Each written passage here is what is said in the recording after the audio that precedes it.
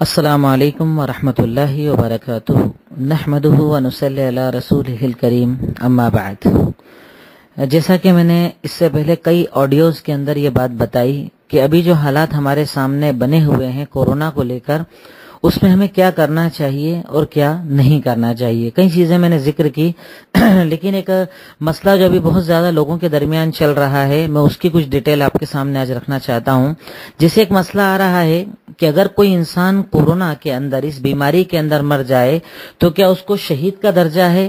یقیناً سنن ابو داؤد کی روایت ہے، اللہ کے نبی صلی اللہ علیہ وسلم نے، ایک ہوتا ہے جنگ میں شہید ہونے والا اور اس کے علاوہ کچھ لوگوں کو بھی شہادت کا درجہ عطا کیا گیا ہے، ان میں سے ایک ہے المطعون شہید، کہ اگر کوئی طاعون کی بیماری یعنی اسی وبائی بیماریاں جو پھیلی ہوئی ہوتی ہے اس میں اس کا انتقال ہو جائے تو اسے شہادت کا درجہ دیا گیا ہے۔ تو یقیناً یہ ہمارے لیے بڑے سکون اور صبر کی بات ہے کہ پہلے تو اللہ تعالیٰ ہمیں اس بیماری سے بچائے، ہم دعا کر ہی رہے ہیں، اسباب بھی اختیار کر رہے ہیں، اپنے آپ کو بچا بھی رہے ہیں، پر اگر یہ بیماری ہو بھی جائے اور اس بیماری کے اندر ہمارا انتقال بھی ہو جائے تو ہمارے لیے خوشخبری ہے کہ انشاءاللہ ہمیں شہادت کا درجہ اس کے اندر عطا کیا جائے گا۔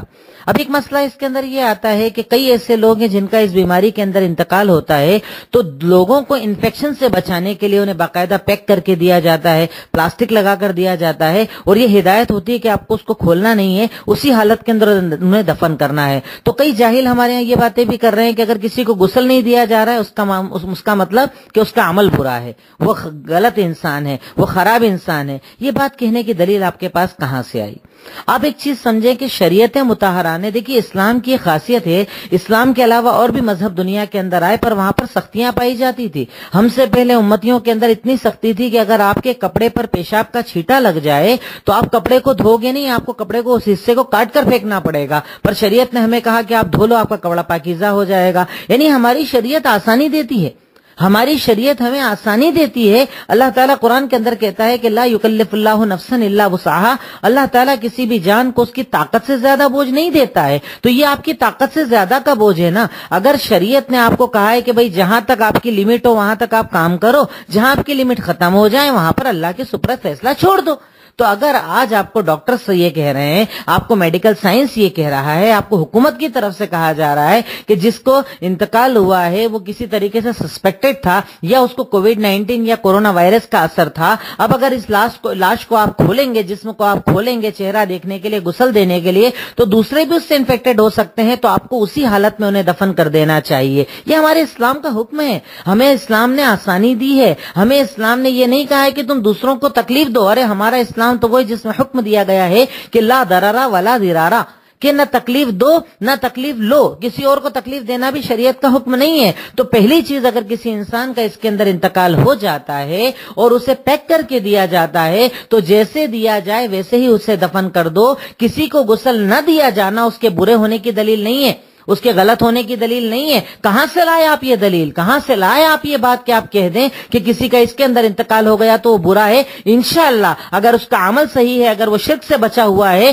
تو چاہے اس کو غسل نہ بھی دیا جائے، اسے کفن نہ بھی دیا جائے، انشاءاللہ اس کو شہید کا درجہ دیا جائے گا۔ تو یہ بیوقوفی بھری باتیں اگر کوئی کرتا ہے تو وہ جاہل ہے، وہ دین کو نہیں جانتا ہے۔ ایک اور مسئلہ یہ کہ کچھ خبر یہ بھی آ رہی ہے کہ جب پیک کر کے دیا جاتا ہے تو لوگ اسے غسل دینے کے لیے کھول دیتے ہیں، چہرہ دیکھنے کے لیے کھول دیتے ہیں۔ بھائیوں، اس عمل کو کرنے سے بھی بچو، کیونکہ آپ جب وہ عمل کرتے ہو نا تو غسل دینے والے کے انفیکٹڈ ہونے کا خطرہ ہے، جس گھر میں غسل دیا جائے وہاں لوگوں کو بیماری ہونے کا خطرہ ہے، جو سارا عمل کرنے والے ہیں ان کی بیماری ہونے کا خطرہ ہے۔ تو بھائی اس سے بھی اپنے آپ کو بچاؤ، یہ عمل نہ کرو، جذباتی نہ بنو۔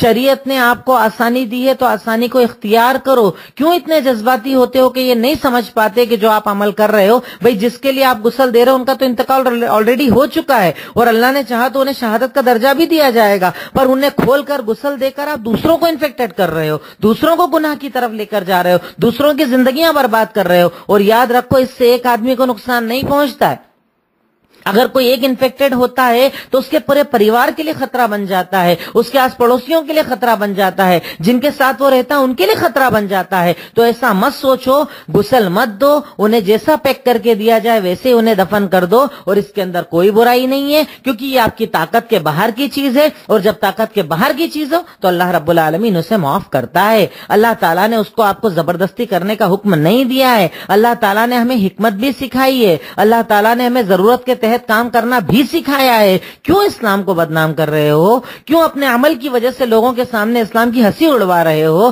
آج چاروں طرف وہ میڈیا، وہ لوگ کہ جو نفرت پھیلانا چاہتے ہیں، انہیں آپ پوائنٹ دے رہے ہو، انہیں آپ طریقے دے رہے ہو، انہیں آپ ذریعے دے رہے ہو. اللہ کے لیے اپنے آپ کو سنبھالو، اپنے جذبات کو سنبھالو. ابھی بھی ریگولر شکایتیں آ رہی ہیں کہ مسلم علاقوں کے اندر لوگ گھروں میں نہیں بیٹھ رہے ہیں. اس کے مقابلے میں آپ لوگوں کو دیکھیں، لوگوں نے اپنے گھروں کو بند کر دیا، تعلقات کو بند کر دیا. کیا برا لگ رہا ہے آپ کو؟ لاک ڈاؤن برا لگ رہا ہے؟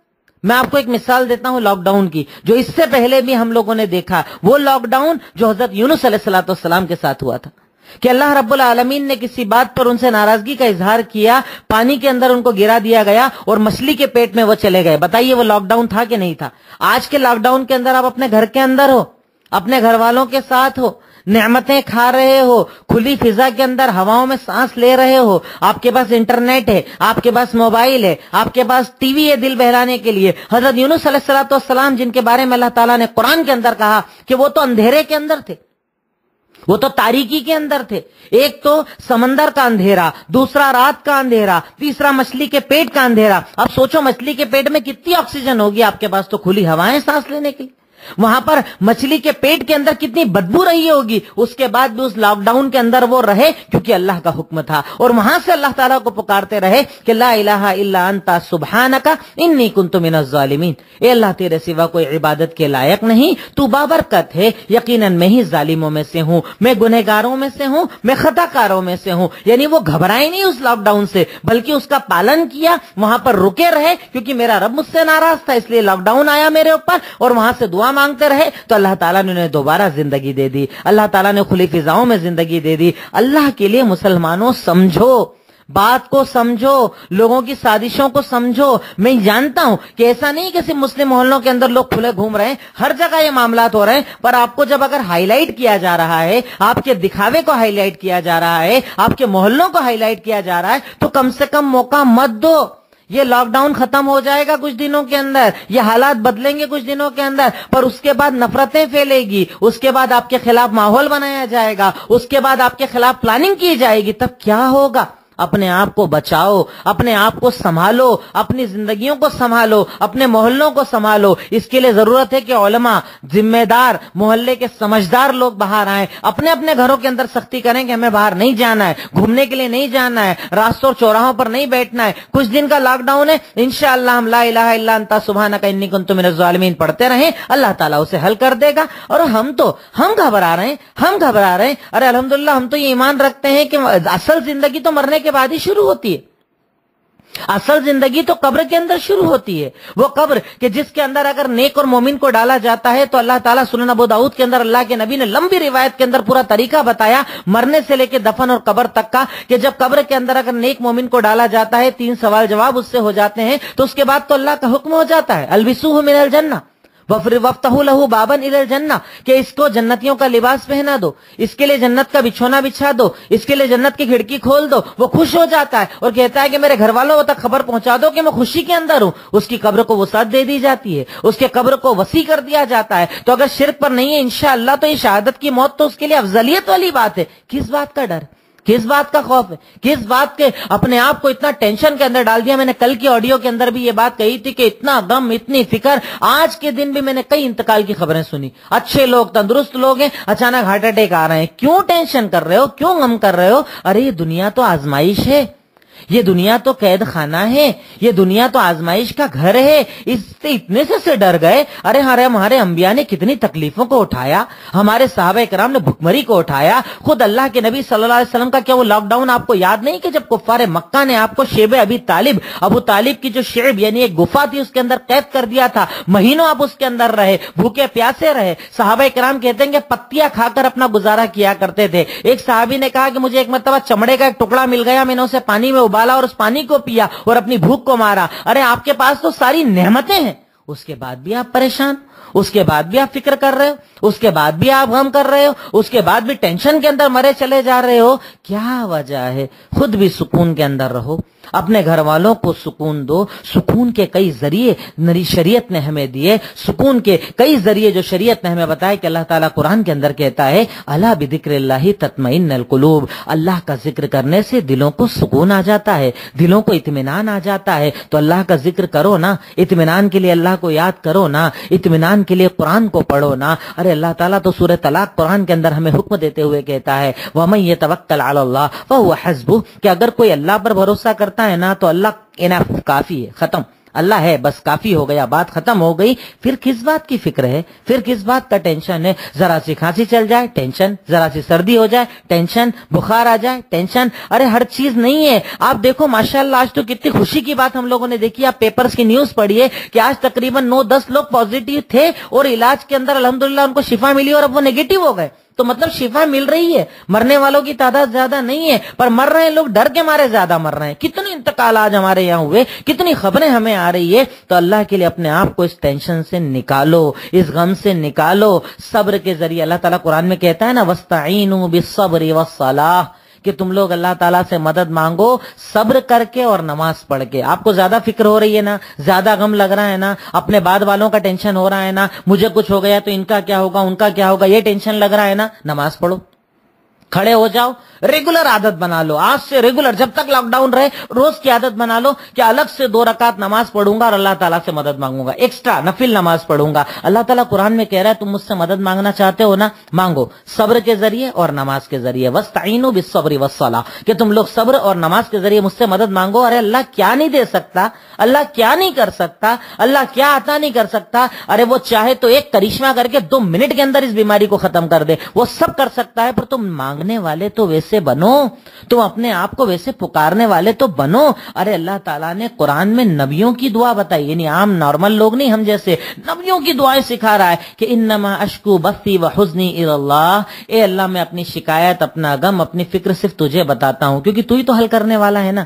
کون ہے تیرے علاوہ حل کرنے والا, کون ہے تیرے علاوہ میری تکلیف کو دور کرنے والا, تو ہی تو ہے جو میری تکلیفوں کو دور کر سکتا ہے. ارے اس پر تو شکر مناؤ کہ اللہ نے آپ کو عبادت کے لیے ٹائم دے دیا, اپنے آپ کے بارے میں سوچنے کا ٹائم دے دیا, اپنے بچوں پر دھیان دینے کا ٹائم دے دیا, اپنی آخرت کی فکر کرنے کا ٹائم دے دیا, توبہ استغفار کرنے کا ٹائم دے دیا. یہ تو کتنی پیاری بات ہے. اچھا زیادہ ٹینشن ہو تو اپنے سے کمتر کو دیکھو نا, تم سے زیادہ لوگ غریب, تم سے زیادہ لوگ پریشان, تم سے زیادہ لوگ فکر کے اندر, ارے تم ان سے بہت اوپر ہو. الحمدللہ تمہارے پاس تو نعمتیں ہیں, الحمدللہ تمہارے پاس تو سارے کھانے پینے کے سامان موجود ہیں, اس کے بعد بھی فکر کر رہے ہو. اچھا اس کے بعد بھی اگر فکر ہے تو میں کچھ سکون کے ذریعے بھی آپ کو بتا دوں کہ اگر آپ کرنا چاہو تو انشاءاللہ اس سے آپ کو آرام مل جائے گا. سب سے پہلے تو یہ یقین رکھو کہ میرا اللہ میرے ساتھ ہے.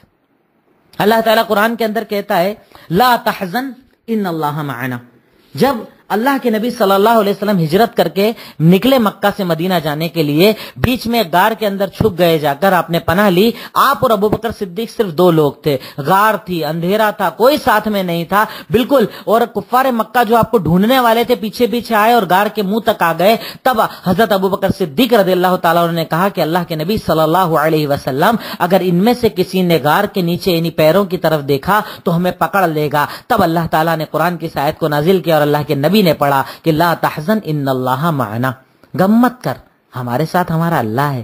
ارے میرا خالق, میرا مالک جس نے اب تک میرے جسم کو چلایا, اگر وہ میرے ساتھ ہے تو کیسے مجھے تکلیف ہوگی, کیسے مجھے بیماری پکڑے گی, کیسے میرے گھر والوں کو تکلیف آئے گی. کیوں میں غم کروں, اور غم اتنا کروں کہ ہارٹ اٹیک آ جائے, غم اتنا کروں کہ شوگر بڑھ جائے, غم اتنا کروں کہ بی پی بڑھ جائے. ارے میں کیوں غم کروں, کیونکہ میرا اللہ تو میرے ساتھ ہے, میرا خالق تو میرے ساتھ ہے, میرا مالک تو میرے ساتھ ہے. ان اللہ مع الصابرین, اللہ تعالیٰ تو صبر کرنے والوں کے ساتھ ہے. تو اس کے ذریعے آپ کو سکون ملے گا انشاءاللہ. اور ایک سکون کا بہت پیارا ذریعہ ہے, خوب درود پڑھو. ایک مرتبہ ایک صحابی رسول نے اللہ کے نبی صلی اللہ علیہ وسلم سے آ کر سوال کیا کہ کم عجل لک من دعائی, کہ جب میں دعا مانگتا ہوں نا, اب بتائیے کہ میں دعا کے اندر کتنا درود پڑھوں اور کتنی دعا مانگوں. تو کہا کہ ایسا کر کے 1/4 یعنی 4 حصے کر دے تیری دعا کے, ایک حصے میں درود پڑھنا, 3 حصے میں دعا مانگنا, پر اگر اس سے زیادہ درود پڑے گا تو اچھا ہوگا. تو کہا چلو ٹھیک ہے, میں ایسا کروں گا کہ اتنا بھی نہیں, 1/3 کر دیتا ہوں, اپنی دعا کے 3 حصے بنا لیتا ہوں. ایک حصے کے اندر درود پڑھوں گا, 2 حصے کے اندر دعا हुआ। कहा ठीक है, पर थोड़ा और ज्यादा दुरूद पड़ेगा तो बेहतर होगा। कहा अच्छा ऐसा करूंगा कि आधे वक्त में दुआ मांगूंगा और आधे वक्त में दुरूद पढ़ूंगा। कहा ठीक है। कहा इससे ज्यादा करेगा तो और बेहतर होगा। तो कहा ऐसा करूंगा, मैं हाथ उठाकर दुआ में कुछ मांगूंगा ही नहीं, सिर्फ दुरूद पढ़ूंगा। जानते अल्लाह के नबी ने क्या कहा कि अगर तू ऐसा करेगा ना, इधन तकफी हम्मक व युगफर लक ज़ंबक, तो तेरी सारी फिक्र और टेंशन खत्म हो जाएगा और तेरे सारे गुनाह भी माफ हो जाएंगे। ये दुरूद की फजीलत है। अल्लाहुम्मा सल्ली वाली दुरूद पढ़ो, दुरूद इब्राहिमी पढ़ो, तो इंशाअल्लाह आपके सारे गम, फिक्र, टेंशन, परेशानी सब खत्म हो जाएंगे इस दुरूद को पढ़ने की वजह से। तो दुरूद पढ़ो, दुआएं पढ़ो, कुरान की तिलावत करो, कुरान को बार बार पढ़ो, ला इलाहा इल्ला अंता सुब्हानका इन्नी कुन्तु मिनज़ ज़ालिमीन पढ़ो। वो लॉकडाउन से हज़रत यूनुस अलैहिस्सलाम इस दुआ से निकल गए थे, हस्बुनल्लाह व निअमल वकील पढ़ो, और भी बहुत सारी दुआएं पढ़ो। तो इंशाअल्लाह अल्लाह ताला आपको इस गम से निकालेगा, इस फिक्र से निकालेगा। और जो मैंने शुरू में बातें बताई उस पर भी गौर करो कि किसी को गुस्ल ना दिया जाए तो इसका मतलब ये नहीं कि वो बुरा है, हमें पालन करना है, हमें फॉलो करना है। जैसे बताया गया है बिना गुस्ल के अगर पैक करके दिया है वैसे ही दफन करना, उसमें कोई बुराई वाली बात नहीं है। इंशाअल्लाह अल्लाह ताला है, अगर अल्लाह का कोई फैसला तो उसके आगे हमारी चलने वाली नहीं है। और दूसरी चीज, बेहतियाती से बचें कि आपको कहा गया कि ऐसा मत करो, फिर भी अगर आप खोल रहे हो और आपके इस खोलने की वजह से कोई आदमी परेशान होगा तो याद रखो उसके गुनहगार आप होगे। अगर किसी को मौत आई तो उसके गुनहगार आप होगे, अगर कोई बीमार हुआ तो उसके गुनहगार आप होगे। और एक और बात जो मैंने बताई वो भी याद रखो कि ये बीमारी ऐसी नहीं है कि लोग ठीक नहीं हो रहे हैं, अल्हम्दुलिल्लाह ठीक होने वालों की तादाद ज्यादा है, बहुत सारे ठीक हो रहे हैं। हाँ, बहुत ज्यादा जो टेंशन और गम करता है उसका इंतकाल हो सकता है, पर ज्यादातर लोग इसमें अल्हम्दुलिल्लाह ठीक हो रहे हैं। पॉजिटिव रिपोर्ट्स आ रही हैं माशाल्लाह ठीक होने वालों की, नेगेटिव रिपोर्ट्स आ रही हैं। तो गम मत करो, फिक्र मत करो, बिल्कुल बिंदास होकर अल्लाह रब्बुल आलमीन पर भरोसा करो। इंशाअल्लाह जो अल्लाह पर भरोसा करेगा अल्लाह उसके लिए काफी होगा, अल्लाह ताला उसकी मदद करेगा, अल्लाह ताला उसे गम और तकलीफों से निकालेगा। और उसके साथ साथ आखिरी में एक चीज ये भी याद रखो कि अगर अपने आप को फिक्र और गम से बचाना है तो अल्लाह के नबी ने इरशाद फरमाया कि इन अरदत अन तलीन क़ल्बक, कि अगर तू चाहता है कि तेरे दिल को सुकून मिल जाए, फतइमिल मिस्कीन, मिस्कीन को खाना खिला और यतीम के सर पर हाथ रख। यानी अगर तू गरीब की मदद करेगा अल्लाह तेरे दिल को सुकून दे देगा, तुझे इत्मीनान दे देगा, तेरी परेशानियों को दूर कर देगा। तो खूब ज्यादा सुकून से रहो, सब्र से रहो, लोगों की मदद करो। और जैसा गवर्नमेंट आपको कानून जो चीज बताई जा रही है, जिन चीजों को फॉलो करने के लिए कहा जा रहा है उस पर प्लीज अमल करो, प्लीज अमल करो। घरों में रहो, सेफ रहोगे, खुद भी बचोगे, दूसरों को भी बचाओगे और पूरी मिल्लत को बदनाम होने से बचाओगे। आखिर में अल्लाह ताला से दुआ है, ए अल्लाह तू हमें अमल करने की तौफीक अता फरमा दे। ए अल्लाह इस बीमारी को एक करिश्मे की तरह खत्म फरमा दे। अल्लाह जिन लोगों का इसके अंदर इंतकाल हो रहा है उनकी मगफिरत फरमा दे और उन्हें शहीदों का दर्जा अता फरमा दे। अस्सलाम वालेकुम व रहमतुल्लाह।